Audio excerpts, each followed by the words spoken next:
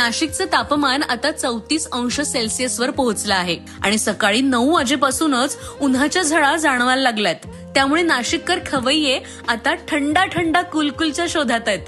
थंडगार सरबत, लस्सी, ताक, फालुदा, आईस्क्रीम कुठे चांगलं मिळेल यासाठी college road, Gangapur road, Mahatma Gandhi road अशी ठिकाणे आधी ट्राय केली जातात. ब्लॅक करंट, ब्लूबेरी, पान, चॉकलेट, संडे अशा फ्लेवर्सचे आईस्क्रीम कप आणि कोन्स मध्ये एन्जॉय केले जातात. पण यंदाच्या उन्हाळ्यात एक खास गोष्ट नक्की ट्राय करा, पॉट आईस्क्रीम. पुणे मुंबई सोबतच नाशिक मध्येही हे पारंपरिक आईस्क्रीम पुन्हा लोकप्रिय होत आहे. लहानपणी फ्रीज नसताना लाकडी पॉटमध्ये बर्फ मिठाचा थर देऊन हाताने हँडल फिरवत बनवलेलं नॅचरल आईस्क्रीम आठवतंय ना? तेच पॉट आईस्क्रीम आता नव्या रूपात पुन्हा लोकांच्या पसंतीस उतरलं आहे.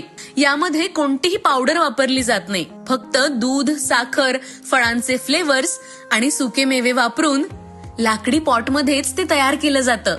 गोदा घाटावरील दिल्ली दरवाजाजवळ मिळणाऱ्या दरोडे बंधूंच्या पॉट आईस्क्रीमला तब्बल 150 वर्षांची परंपरा लाभली आहे आणि सध्या त्यांची 4थी पिढी हा व्यवसाय सांभाळते. शहाळ्यातील मलाई, व्हॅनिला, स्ट्रॉबेरी, पिस्ता, मँगो, काजू किशमिश, पान अशा नैसर्गिक फ्लेवर्ससाठी आजही इथे गर्दी असते.